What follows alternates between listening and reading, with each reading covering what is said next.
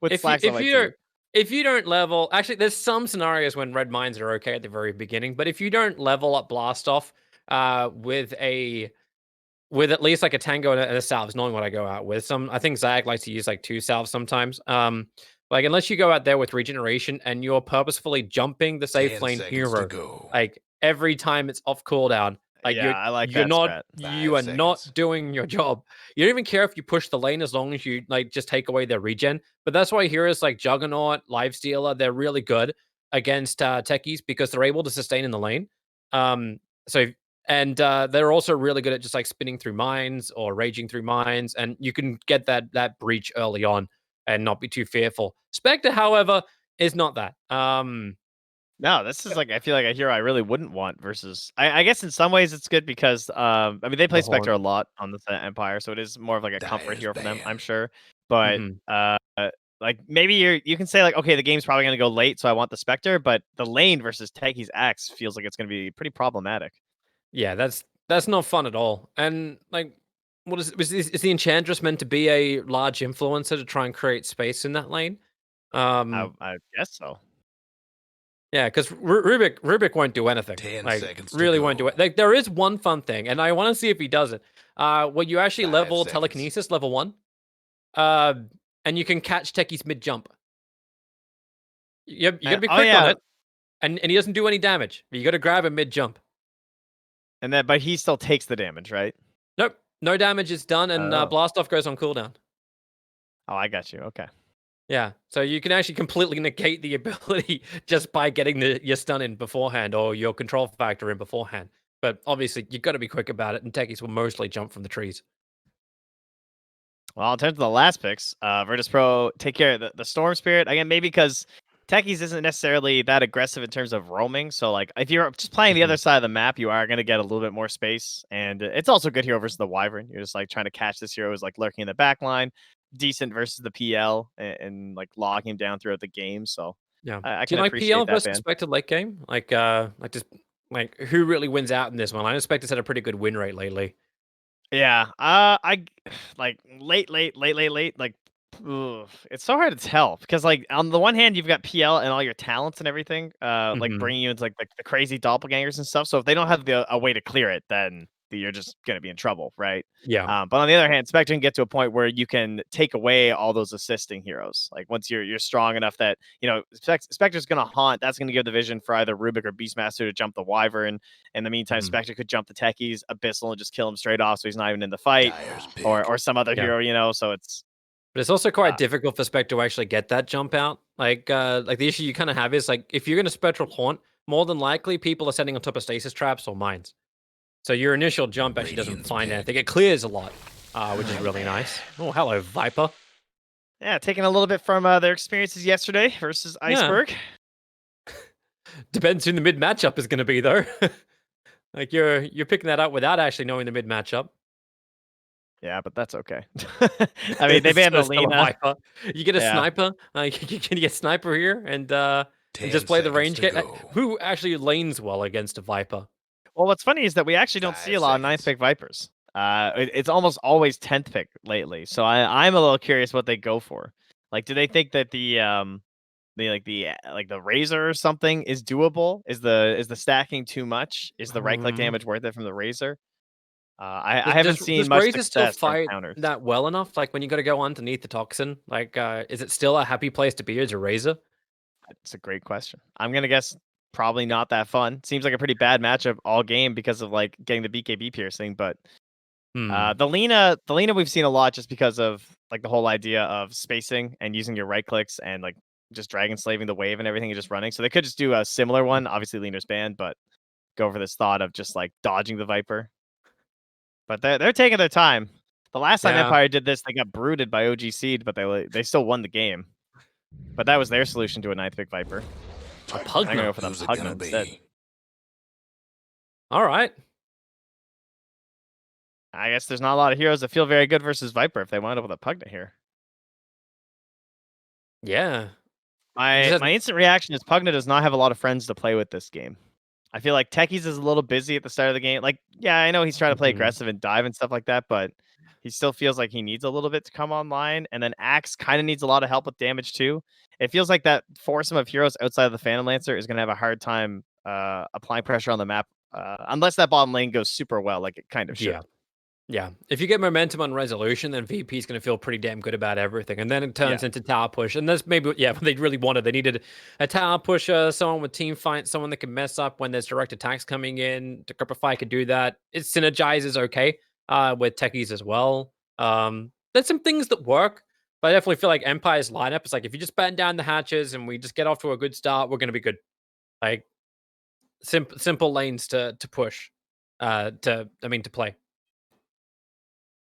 Yeah, that is a hard question. Like, I legitimately don't know like what the answer is to Viper in the mid lane right now. If like I don't think you can just win the matchup. I think you have to go for like this wave clear hero. Yeah, that's why I thought like no one sniper would have been like a really nice place to go. Like you play that range game, but I don't know how well that really works anymore. It's also just because like the right click is such a problem versus the Viper. Like even just getting last hits isn't going to be that easy. If you try and harass him out with shrapnel, you just get corrosive. Yeah, that doesn't. Yeah, and the more you kind of look at that, it doesn't sound like a lot of fun. But hey, Well, we'll see how the Pugner goes. Yeah, I mean, I feel like there are teams that also don't know the answer though. Like I don't know how they like. I've seen teams pick the Invoker into the Viper still lately and just get crushed, and I'm just like, all right, well that obviously wasn't the hero. So it feels like maybe we're all still trying to figure out exactly what the answer is to the Viper. You know what? Here I thought we were going to start off this game with some aggressive tipping towards no one and say good luck as the Pugner, and then it's from his own carry. It came from my LTW. It's like our aggressive tip.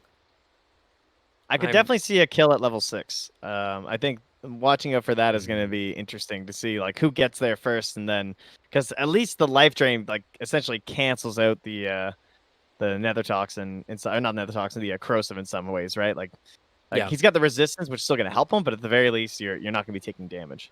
Yeah, as long as he can tank through it. And then Empire, you start wondering about their stunts. You've got Raw, you've got Telekinesis, you've got whatever you can steal, but you don't really have the ability to have this overwhelming team fight. Winter Wyvern's able to take care of that. Axe can probably mess with you too. Long silence duration from Blast Off. I still can't believe that thing is 4 seconds at level 1. Yeah, I hate this spell so much. I can't believe it's 7 at max. 7 seconds? And you know we have a guy named Silencer, right?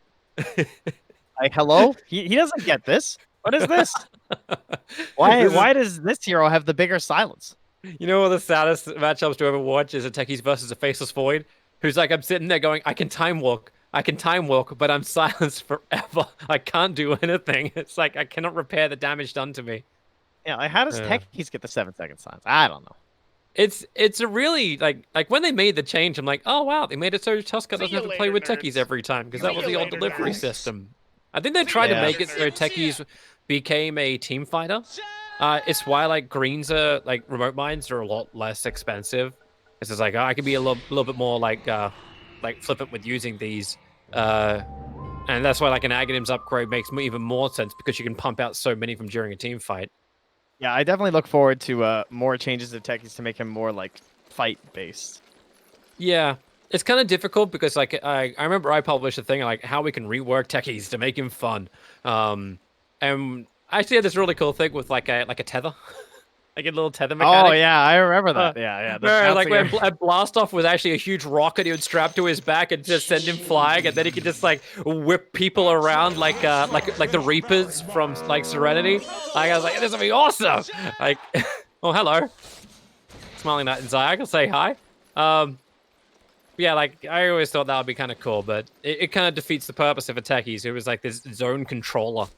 I think you should get that version into Path of Guardians. Talk to Suns fan, you know? Let's get the tether working. Uh-huh. How about just a brand new hero released it? Whoa, hello for the long jump. That's actually so much damage you get to do. Oh, does Eknot actually just go home? I mean, he's fast enough to, right? Once he doesn't have Battle Hunger, yeah. Yeah. Okay, that is impressive.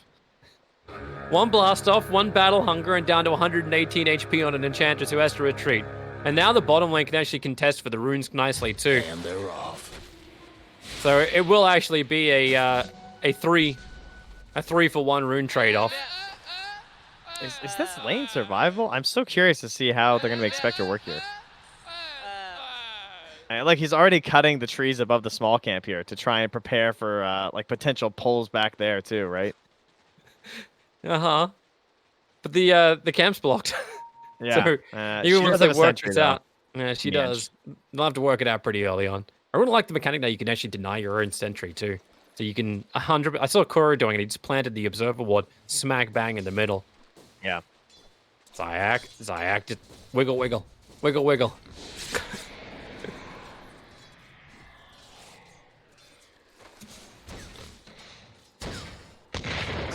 I actually Nice. like the way the build he does. Like he gets +6 damage in every attack thanks to fairy fires, but it's also like an easy get out of jail free card.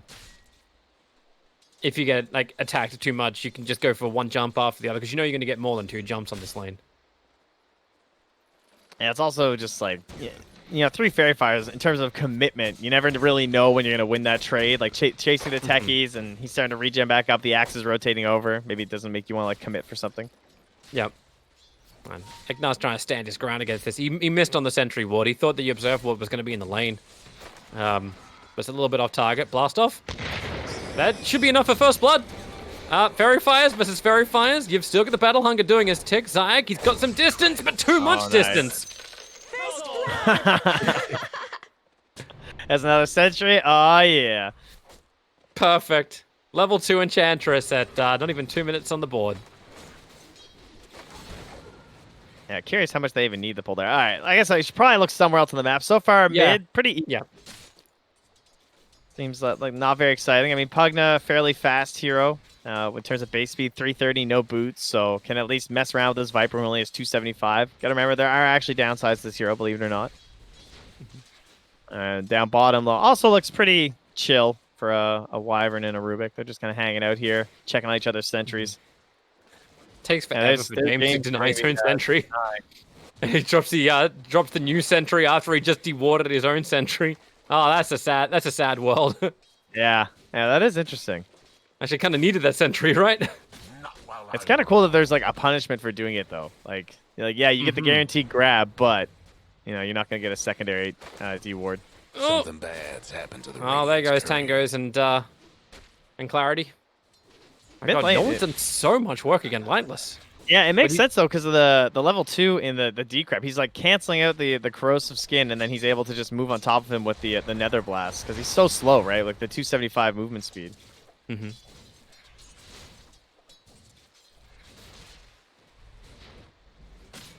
And now no one can do damage to mid-tier 1 tower if he so desires. But he's saving that for the hero. They're going to get this wave in a pretty precarious spot right now up top, though. This looks pretty bad for Empire. That it's sitting right here on the stairs, right? It's not where you want to be. Too many trees to play around. Like not. Well, you can look for it as much as you want. Oh, blast off. It's going to connect. That's got such a huge spill radius. Courier. That must have been right on the edge. It's only, I say only 400. That felt like exactly 400 or something. Yeah. That's fine. Enchantress already back up to full health. Ready to move around and have some more influence. While Zyak's doing the double stacking. Yeah, he's not really needed up top right now. I am surprised he's not landing just straight up more blast offs on the Spectre. I would have thought that would be a bigger priority just because there's no boots or anything. So it feels like just even launching onto the Spectre is a really good opportunity for just like guaranteeing the hit, you know? Spectre's base regen still looks pretty good though. Yeah, base regen's good, and also Smiling Knight's been doing a pretty good job with like staying kind of near the wave. So at least if he does get blasted off, he's gonna be pushing it back towards this tower. It's got your words ringing in my head. It's like we should probably look at other lanes. I know, but it's techies. You know, the people they come for the tech. I mean, the mid is a Pugna, not Viper. Nobody wants to watch that. Bottom, they're not even doing anything. So many levels of like green toxicity just in the mid. PL's gonna be farming for another 15, 20 minutes. Rubik and Beastmaster have a pretty hard time getting him out. There's a battle for the 5-minute runes. Eknat's looking for... he's actually looking to wrap all the way around. That's not going to work. Still a 2-for-2 rune trade.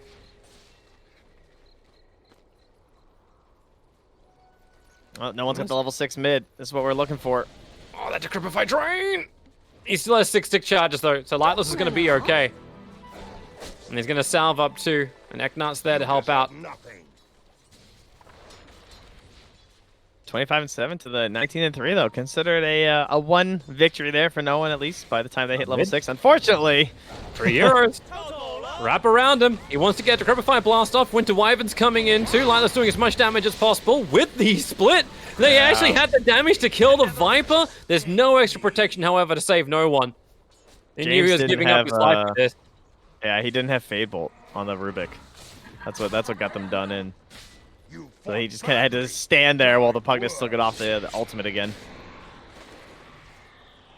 And that was that big buff to Pugna coming into play, right? The ability to just only have 7-second cooldown at level 1 on the ultimate. Mm-hmm. We need new eggs, by the way, with that that changed the ulti, I feel like. And the new eggs isn't bad, but I don't know, it just seems like now the ultimate cooldown's so low, we could use something a little bit cooler. Besides, good TP out back home despite the Alpha Wolf pressure. Yeah, he managed to get around the corner so the Alpha Wolf couldn't get the vision for the attack, and Lightless really wanted to find himself a kill. Haste runed all the way up to the top lane. But Resolution's back to his tier 1 tower in safety. Costly time to rotate considering you were like super close to level 6 as well. And no one's putting the pressure on with the catapult. You might try the decrep, but I think the waves... Oh, okay, yeah. So they're going to glyph so that the next wave gets out first. Sometimes you'll see Pugnas like just decrep the catapult and wait for the next wave. Mm-hmm. Nice. And that stays alive in 43. Techies has also come over as well now, so a little extra support. Doesn't have a lot of push power, but when Decrepify happens and you get a blast off, that's going to be a little too far. Oh, it's still in range. Of course it's still in range. Able to connect and then Decrepify into drain. Courier's coming underneath Tower of Winter Wyvern. That thing's dead. For the Radiant's courier. Well, you got the items first at the very least. A lot of pressure being applied towards mid. Cool thing about level mines, when you plant down level 1s and you level up your mines, they actually will go to level 2. So you get that little extra power as Eknar just finds out as he walks in nice and close. If they didn't, I suppose. It's how they originally were, though. Like in Source 1, I believe, they worked that way. Oh god, with the blast. Oh, goodbye, Enchantress. Get a little extra help to help him out. Blast off is available, but no one's in pretty damn deep. Zyke, well, he started the wiggle. No one wants to go for the drain, and no, not going to happen. Yeah, I'd already used the Fade Bolt this time, so could have been in a little bit of trouble. But able to clean up 3-3 now. Pretty even. How's Spectre doing with all this, though? Fairly well, right? I mean, Axe is back behind the tower now without the help of the techies, so I feel like Smiling Knight's kind of happy with how this is, has gone. Might even get to the Necro 1 first. Yeah. Mastery is really low. I'm going to push with a level 1 Necro book, and not a healthy man at all. But ILTW's just left the bottom lane as well. Maybe feeling some more pressure. They'll apply some of their own back once Axe can pick up his Blink Dagger. I mean, he's going a little bit more defensive earlier on. It's always hard with the Axe to tell, like, when is it right to go for the Vanguard first or the Blink. In a game like this, with how much no one's getting done without his help in the mid, it might be nice to get the Vanguard just to, you know, help against the Beastmaster and the Spectre rotations and everything. Even just surviving after he jumps in versus this is going to be difficult, but they are going to need that initiation. And, like, just a Blink, he definitely has follow-up damage because of Xayah. It's on the techies. Yeah. Certainly not going to be lacking in that front. Yeah, no one's got it as well, but this is great observer while this is planted. It's had a pretty long duration so far, but it's watching Zyke like a hawk. So he's going to go for the jump with the Decrepify up and running. Oh, the damage! 21 HP, Viper down to 11. He'll survive through this. And it's actually Techies who's the one who dies. Pugna wants to go for his own drain. Eknar and James working together to kite out the Pugna. But now Phantom Lancer will arrive Doppelganger's down, so he can actually Phantom Rush. Not exactly the best one for that. But Decrepify into Blast, into Lance. A lot of spill damage, and he will Phantom Rush underneath the tier 2 tower and the Fade Bolt to find the kill. So good. So many people would have just backed away there. He basically caught him in a trap. He was like, oh, he really wants to go down there. Like, I'm gonna catch this Rubik. You're not going down there towards these runes. Mine their top tower. Even gets the haste rune now too. Yeah. I'll look to keep that pressure up. The Crepifying Blast bring attention towards the mid lane. Axe is having all this time on top lane to finish both Vanguard and now work towards the Blink. It just keeps going again and again and again. You asked what the answer was to the Viper. This feels like a pretty good answer. Yeah, this is nice. I can definitely appreciate sentry this. ward. Has Eknar like bought like I think like 7, maybe 8 sentry wards? And the Necro books from Beastmaster are trying to steal. I got like get rid of all of the mines, but it also blew up on Beastmaster's face, so they'll find a kill there. Viper's already gone, and once again, Decrepifying now the Axe Culling Blade. Oh, Virtus.pro have arrived in mid lane. Empire have bailed. Yeah, they've got a resolution problem now.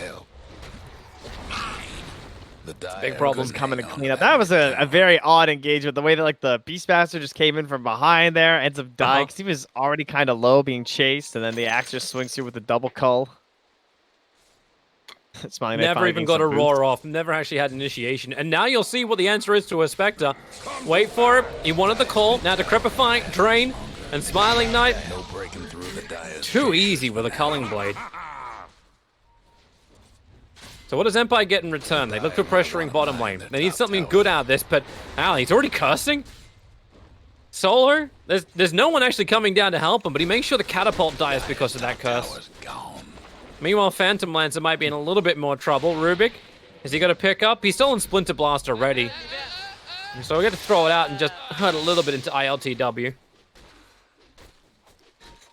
That's so good when you're farming in the enemy woods like that, though. Like, that's like taking away space from Empire and just like giving it to your own team. You know, Zyke is such a selfless techie when I watch him play. He's got the Arcane Ring as well as Soul Ring. He always walks around with almost no life, except the fact like death is the easiest way to get full life again. But like he doesn't even get like the early Tranquil boots. You can easily get like Soul Ring and Tranquil boots, which just give you never-ending sustain to plant whatever the hell you want. Goodbye to Rubik. And fortification speaking, it's so difficult for Empire to finish this damn push. They get level 1 Necro book and they want to push the tower early. And they're being denied time and time again. That is one of the things the Wyvern's best at. It makes sense that Wyvern and Techies are a good combo, right? Because if the Techies maybe just isn't there, like sometimes with Techies, even with the best Techies, you are going to wind up in fights where you're outnumbered, right? Because you're playing on the other side of the map, as that was another easy one for no one. But Wyvern's very good at like spamming out. Ether Lens is up. The range is increasing. We're now destroying everyone. And he also has the Faded Brooch, too, which is one of the... I feel like it's got to be one of the best items in Tier 1, if not the best. I mean, maybe having Mangoes is also pretty sick for this hero. That'd be another one I would highly request. How about that? Oh, hey. She's dead, guys. Oh, you knew it was a kill camp. The funny thing is, though, like, this isn't the first time Zyke is in that exact camp position. Like... You gotta look at it like wards. No one's easily able to just soak out Eknat. But they've done this before. Like, Resolution pushes the lane, forces someone to TP over. They have to defend next to Tier 2 tower. And then they go up and try and farm that small little camp that's right next to him. And he always preps a huge stack of greens. Every single time. And now there's a Blink Vanguard Axe at 14 minutes right now. Redstone has had some problems in the transition, but like to this role, but some of his heroes are very good. I feel like the Axe and the Centaur are by far his like 2 best. It helps that they are obviously playing and enabling the Axe really hard, and he got a hero that's kind of notorious for having a bad lane in the Spectre. But like the way that he did give more space to the Spectre at one point when the Techies rotated, but he's also getting every single creep wave and going right to the neutrals with it too, to like jack up his net worth like crazy. And then he takes that net worth and doesn't just sit in the jungle and like farm ancients with a Vanguard. He actually got aggressive, got a couple kills, and now has the blink to continue that pacing. It's time to fight. VP hit perfectly on the scan. They know exactly where Empire is moving, even under the cover of smoke. So Wyvern comes forward. They'd love to get control on him, but the Netherworld already down from no one, and they just suck, destroy the Rubik. Curse is isolating him up. And what does Beastmaster want to do? He's got Roar available, but if he comes in closer for that, he'll just end up dying. So he stopped, defarmed, and now someone else can die. Eknat appears to be that exact candidate.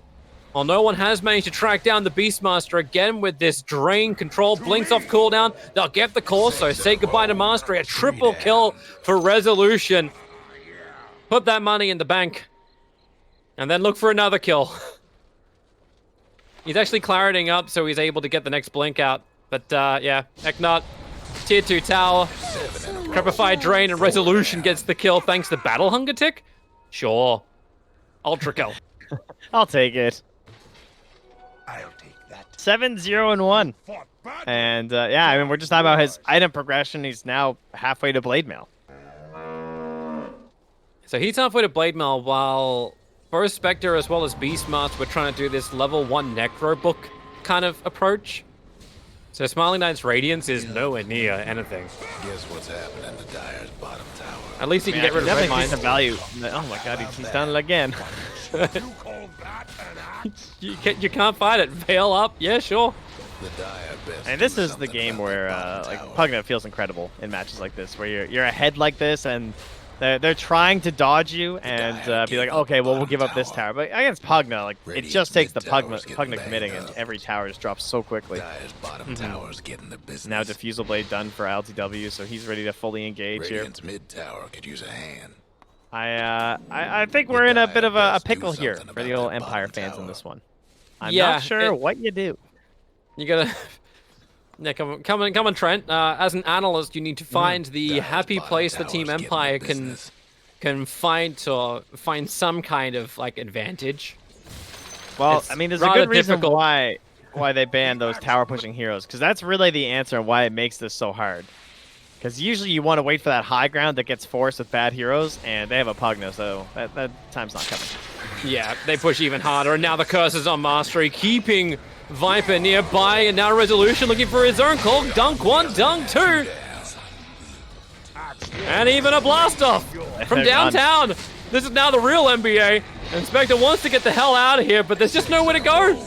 Actually blocked in by the Necro books, and they can't even play. They're just GG'd. It's done. 17 minutes and 12 seconds. Game 1 is Virtus.pro. It's done. It's gone. We're moving on. Wow. Toby, I thought techies were supposed to drag out games. Well, what was this? Well, this They bamboozled us. See, no, see, Techies only drags out games when fundamentally all your lanes don't work quite right. But my God, Resolution, I asked for him at the start of this game to actually be like a real player, get that initiation up, and he got it, exactly. But it felt like the rest of the team also made space. Pugna brought so much attention to the mid lane that Rez Yeah, had true. the free lane on top. Even when he died twice that whole game. I mean, the amount they had to rotate, and then by bringing the techies mid too, and like creating this 1v1 of the Axe versus the Spectre and Resolution just getting like free farm.